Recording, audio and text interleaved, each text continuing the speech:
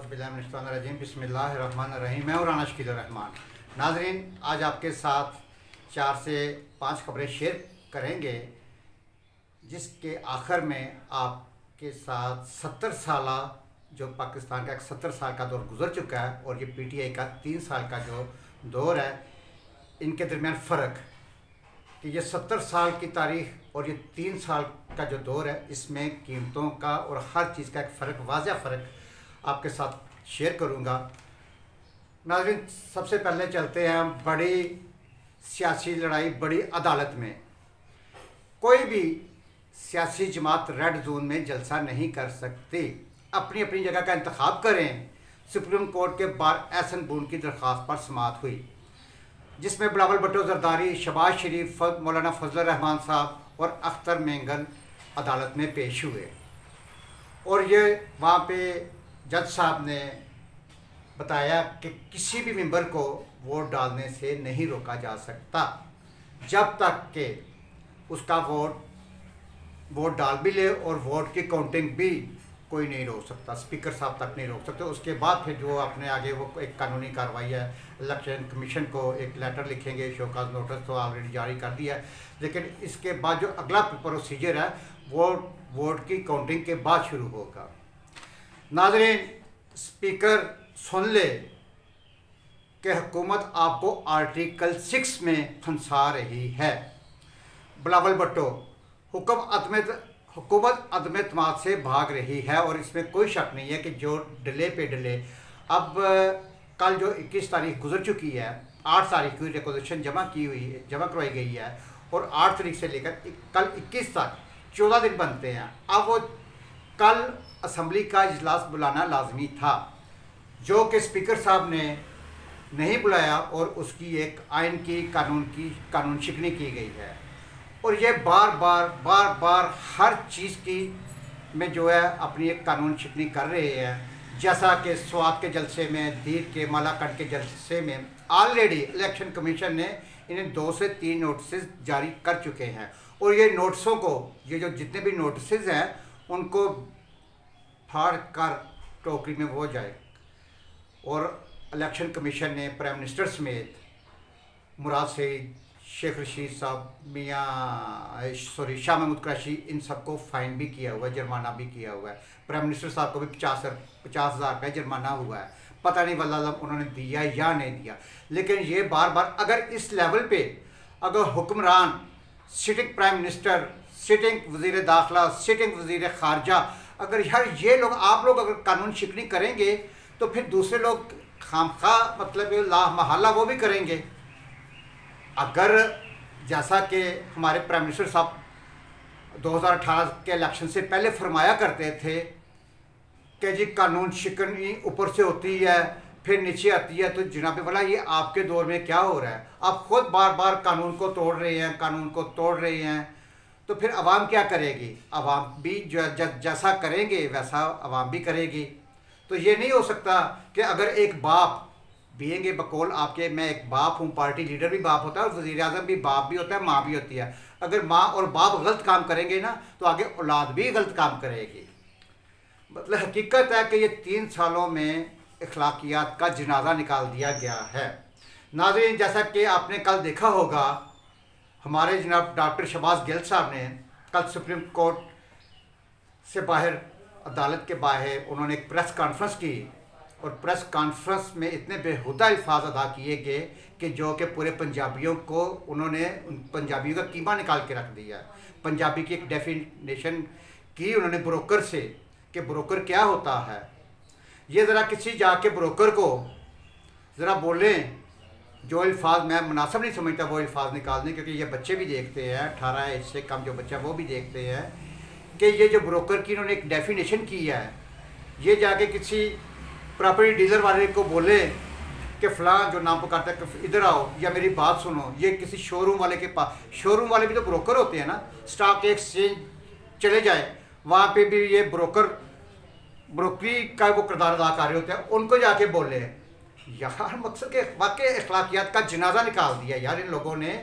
मैं ऊपर से लेके नीचे तक ये यकीन करें 74 साल की तारीख में ये जो 3 साल का दौर गुजरा है, और ख़ासकर ये अभी अदम एतमाद आने के बाद ये इतने हाइपर हो गए हैं कि इनकी ज़ुबान पे, इनके लफ्ज़ों के चुनाव पे इनका अपना कंट्रोल नहीं रहा।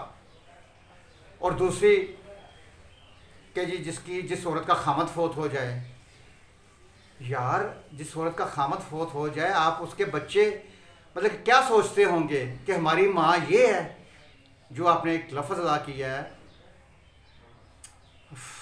शेम यार, शर्म आती है कि आप किस तरह के सियासतदान हैं। क्या आप बच्चों को सिखा रहे हैं, क्या आप अखलाकी तरबियत कर रहे हैं।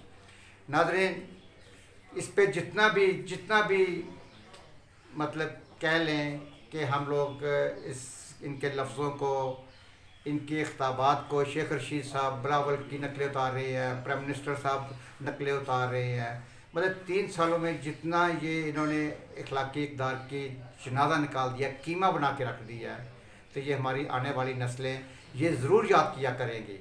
हकीकत है, तारीख़ में स्याह लिखा जाएगा, स्याह तरीन अल्फाज लिखे जाएंगे कि ये जो PTI का जो 4 साल पौने 4 साल दौर है, या पता नहीं आगे चलते हैं, ये अल्लाह को पता है अदम एतमाद कामयाब होती है या नहीं, लेकिन जितना भी इनका ये अरसा है स्याह तरीन लफ्ज़ों में लिखा जाएगा।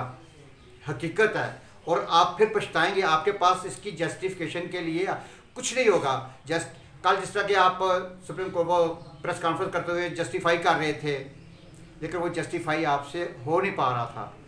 अल्फाज आपके वो जवाब देने से कासर थे एक्चुअल जस्टिफाई, क्योंकि जो आपने टीवी पे बैठ के रमेश कुमार साहब के साथ जो अल्फाज इस्तेमाल किए थे उसकी आप जस्टिफाई कर रहे थे उसको, लेकिन आपसे जस्टिफाई नहीं हो रहे थे जनाब। नाजरीन, ये तो है सियासी सूरत हाल।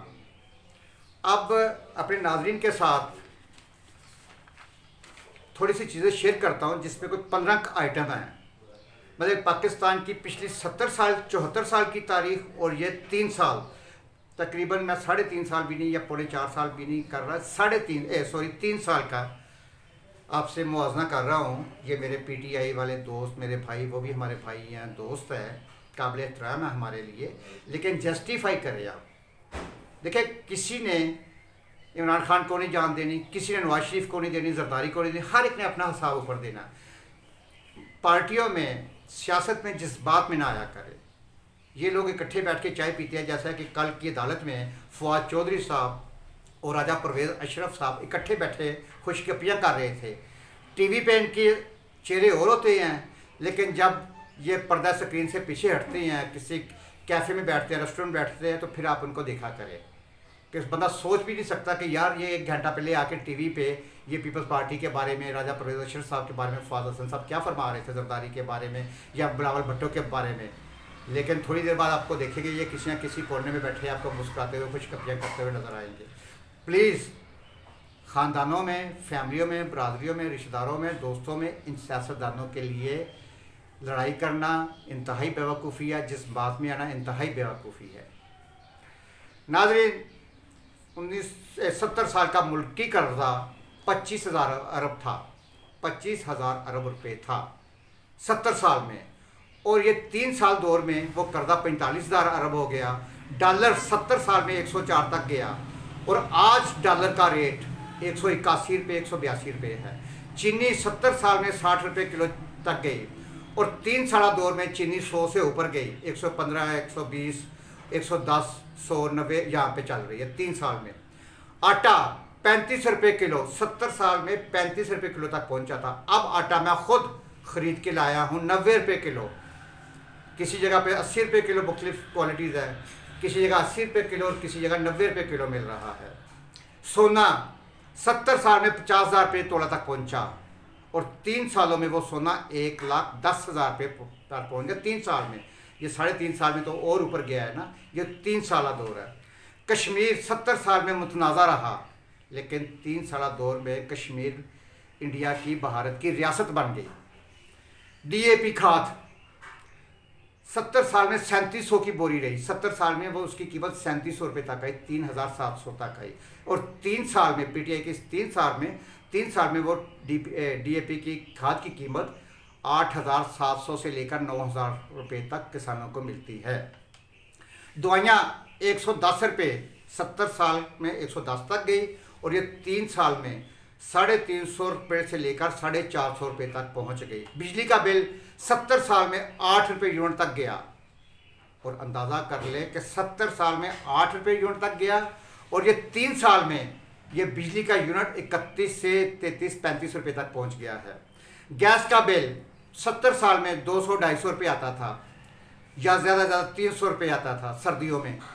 अब 3 साल में 2000 रुपया बिल, और सर्दियों में सिर्फ हमारे घर में गीज़र नहीं है, फ्रैंकली बताऊँ आपको, सिर्फ 2 चूल्हे जले हैं। मैंने खुद 7000 7,500 रुपया बिल भरा है। अब गर्मियों में भी देखिएगा कि मिनिमम 2000 रुपया। अब ये एक नया कानून पास हुआ है इस पीटीआई की हुकूमत ने कि जो अब नया कनेक्शन जो लगाएगा सुई गैस का, जो भी नया कनेक्शन लगाएगा मिनिमम उसका बिल 2500 से स्टार्ट होगा। पेट्रोल 70 साल में 80 रुपये से लेकर 90 रुपये लीटर तक गया। एक दफ़ा नून लीग के ये 2018 से पहले गया था 2012-14 में 110 रुपये पर, लेकिन फिर वो नीचे आ गया, 90 रुपये से ऊपर दोबारा नहीं गया। और आज पेट्रोल 150 रुपये लीटर मिल रहा है। 7 लाख वाली गाड़ी, 7 लाख वाली गाड़ी, छोटी गाड़ी, वो 3 साल में 12 लाख रुपये तक पहुंच गई। मोटरसाइकिल होंडा 125 95,000 रुपये था, और आज उस मोटरसाइकिल की कीमत 1.5 लाख रुपया है। बेरोज़गारी की जो शरह है 70 साल में वो 3% रही है, और आज बेरोज़गारी की जो 16% पे पहुंच गई है। नाज़रीन, अभी करप्शन का जिक्र नहीं, जो कि 16 दर्जे ऊपर गई। 3 साल के ये मुख्तसर सी एक दास्तान बयान की है। वफाक से लेकर पंजाब, केपी, पंजाब और बलूचिस्तान, जितनी भी इन पे करप्शन हुई है, ये इंशाल्लाह अपने नाज़रीन के साथ शेयर करेंगे आगे जाके किसी भी टाइम पे, चंद दिनों के बाद। और जो हमने इन 3.5 सालों में, 4.25 सालों में जो अखलाकियात का जनाजा निकाल दिया है, वो सबसे बड़ा हमारे लिए एक परेशानी का अलमिया है कि हम लोगों ने जो 70 साल की जो तारीख़ में इतना हम इखलाक से नीचे नहीं गिरे थे, जितना कि हम ये 3.5 सालों में इखलाक से इतना नीचे गिर गए हैं, इतना नीचे गिर गए हैं। ये भी नहीं सोचते कि हम मीडिया पे आके ऑन एयर आके पूरी दुनिया को क्या साबित कर रहे हैं कि हम मुसलमान हैं, पाकिस्तानी मुसलमान हैं, कि मुसलमान जो कि हमारे इस्लाम में, हमारे मज़हब में सबसे पहले इखलाक का दर्स दिया गया है, और ये मुसलमानों ने इखलाक का कीमा बना के रख दिया है। नाज़रीन, इजाज़त दीजिए, अपने घर का, महल्ले का, शहर का, अपने प्यारे पाकिस्तान की सफाई का ख़ास ख्याल रखें। सफाई निसफ़ ईमान है। पाकिस्तान जिंदाबाद, पाइंदाबाद। अल्लाह हाफ़िज़।